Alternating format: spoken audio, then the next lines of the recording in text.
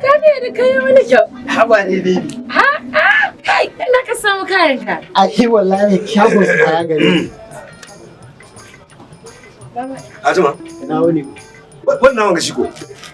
Baba, ai wanda bai fasa. Wani gani? Wannan. Haka mutum wanda kasan ɗan ƙabilu kika kawo min bakin garka za ki ce shi kika so? Shi kika so da ni? Baba da aure. Wallah. Za ka kuma gana cikin ƙarya kika ji ko wani. Kai bari ma shin kai musulmi kake?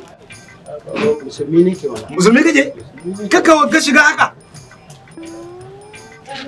To na ji musulmi kake. Yanzu ina so in tambaye ka. Shikashikan musulunci guda nawa na?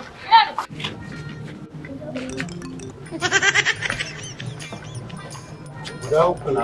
Guda nawa? Guda uku. Lalle, ka taɓa da gobe.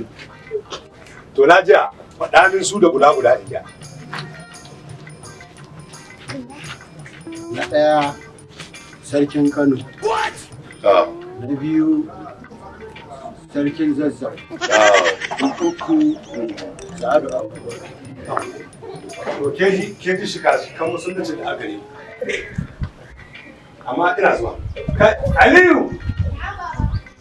Yaka! Ko Aliyu kai? Aliyu, shikashikan musulunci nawa gare mu? Guda biyar ko? To kallon shi ka faɗa mai shikashikan musuluncin nan guda biyar. Kalmar shahada, zakka, azumi, sallah, aikin hajji.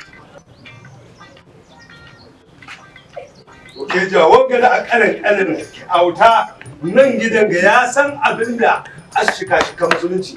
Amma ke ɗaukar wanga ƙaton banza wa ya to shi na haɗa min wai sarkin Zazzau, sarkin Kano, sarkin washi a shika-shikan musulunci.